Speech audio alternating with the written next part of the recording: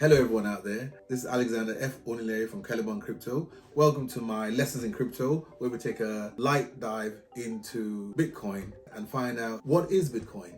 Now, to do this, we have to take a look at Bitcoin's history and go way back to 2008/2009 when there was a big financial crash in the traditional financial market and everyone was burned because traditional finance was selling debts on from one company to the other till it became unsustainable, which meant the government had to bail a lot of banks out from around the world, which included Merrill Lynch, Lehman's, Northern Rock in England, Landesbank in Iceland, AIG in America, Bank of Scotland. This led to the government bailing them out for over 250 billion. Then they started giving each other bonuses. This led to the Occupy Wall Street, where people were disgusted by the amount of money that was paid back to these people who'd ruined a lot of people's lives. In a quiet corner somewhere in the world, enter Satoshi Nakamoto. Satoshi Nakamoto decided to create an alternative to government money, which is fiat currency.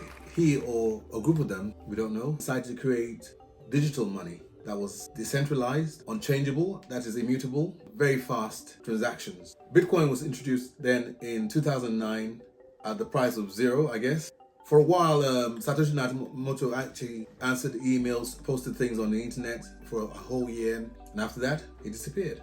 So what is Bitcoin token? So Bitcoin was introduced in 2009 and it was built on a blockchain. More of that later. Bitcoin token is a reward for validators who maintain the Bitcoin blockchain. And all this information of transaction is stored on the Bitcoin ledger. This information is distributed among thousands and thousands of computers worldwide so that no one computer is holding the information. This is what makes it decentralized across the world. This made Bitcoin the first digital payment infrastructure that didn't have a middleman or central authority controlling how Bitcoin was created or where Bitcoin is paid to. That means it doesn't have a single point of failure. Unlike fiat currency, where any governments can just easily print more paper money or digital money when they want to, Bitcoin will only ever have 21 million Bitcoins mined. This makes it deflationary. This is different to governments printing money and paying it out to too big to fail companies. Turkey, Lebanon, Tanzania, after the war, Germany, they printed so much money that 1,000,000 Deutschmarks couldn't buy a loaf of bread. The halving. Every 4 years, Bitcoin goes through a cycle, a 4-year cycle. 1 year of absolute bear market, 2 years of meandering gains and losses, and one killer fails melting bull run where you can make 100x gains, you can make 1,000x gains. This cycle actually coincides with the US election, which also comes every 4 years. So the halving takes place around spring, where the amount of Bitcoin mined is cut by half. If too many miners are contributing to the network, the difficulty of mining the Bitcoin goes up. If not enough people are actually mining Bitcoin, the difficulty of mining Bitcoin goes down. And this difficulty is due to calculations that miners go through to get a certain number. More of that later. Before Bitcoin, if you wanted to send money from one person to another, going through the banking system, you had to answer questions of who you are, why you are, and where you are. The government tells you how much you can transfer at one time, depending on who you are, why you want to transfer it, and who you're transferring it to. This means that banks were acting as middlemen, taking your money from one place to another. Bitcoin came along and cut all that out. So Bitcoin is a peer-to-peer transfer system where you can transfer your money from your Bitcoin wallet to another person's Bitcoin wallet across the world. And it's easy to transport from one country to another. You just have to have your key in your head or on a piece of paper.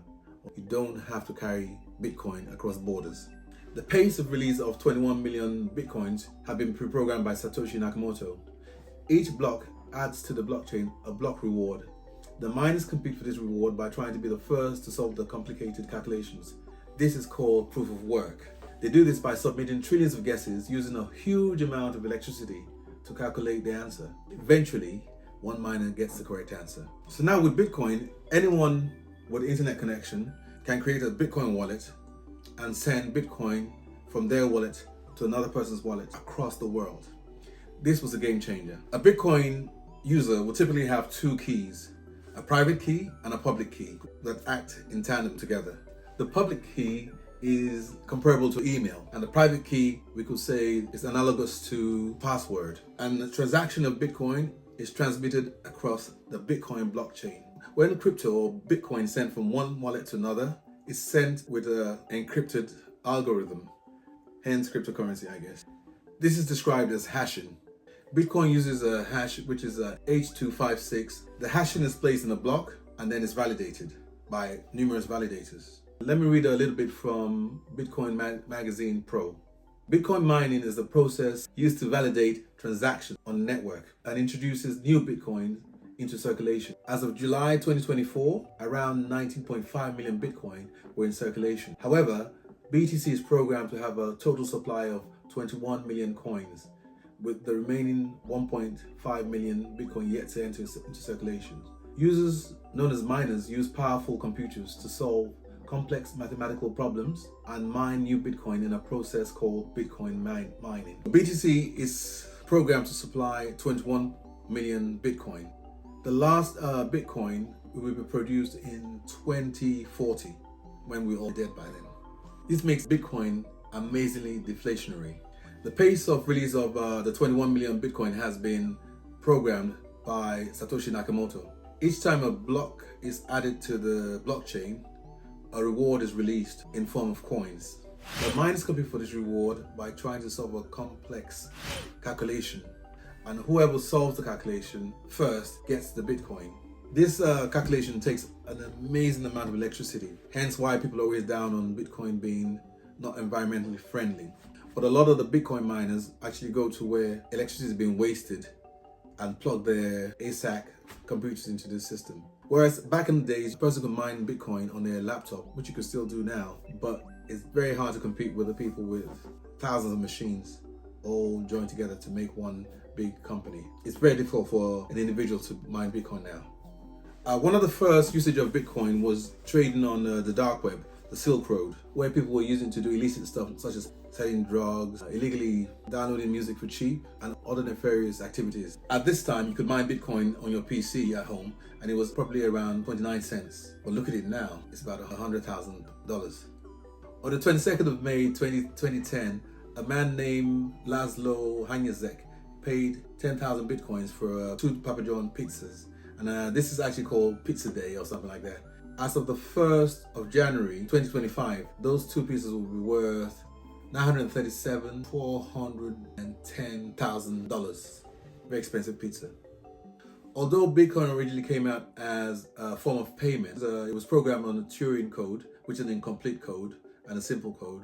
The amount of transactions that can take place per second is not as favorable as what you can do on Visa. That's one of the reasons why a few other cryptocurrencies have come out to claiming to be much faster, like Solana, Cardano, Sui. So Bitcoin has since moved on from that of a payment thing to digital gold, a form of storage of wealth. And we now have traditional financial companies coming in, buying thousands of Bitcoin in ETFs like Van Dyke, Van Eck, ARK, BlackRock, Genesis, and using it as a store of wealth. Compared to gold, you don't have to have security to look after it. You don't have to transport it from one place to the other, and you don't have to store it. It hasn't all been plain sailing for Bitcoin actually, because you know that something called Mt. Gox, one of the biggest Bitcoin trading platforms, was hacked. And now that Bitcoin is being paid out slowly to the original investors. A guy called, and I think it's an Australian guy called Craig Wright, claims to be Satoshi Nakamoto. And I think he's been taken to court now and told to shut up and stop pretending to be Nakamoto. Biggest hackers in Bitcoin are the North Koreans. They're probably one of the biggest holders of Bitcoin. Another scam we had was the FTX scam, which you can look into, where a rich kid whose mom and dad worked for the Biden administration was creating his own FTX token and using it to buy Bitcoin. And he was one of the reasons why Bitcoin never got to 100,000 last bull run, currently residing in jail with P. Diddy. The other scam you get mentioned with Bitcoin is when a hacker breaks into government or hospital or any private company's computers, they inevitably ask for their ransom in Bitcoin. Before Bitcoin, they would ask for it in dollars or cash money, so there's no difference. Ross William Albrecht, he of Silk Road, who was arrested in 2013, really Silk Road was one of the ways that people realized that Bitcoin could be used as a digital payment. The future, quantum computer could come in and break the Bitcoin code and will all be up a river with no paddle. Because there are only 21 BTC being mined, over a few million Bitcoin are said to be lost forever. There's actually a guy in Wales who every 4 years goes to the dump looking for his laptop where his mum threw it away, and his Bitcoins are there somewhere in the hard drive.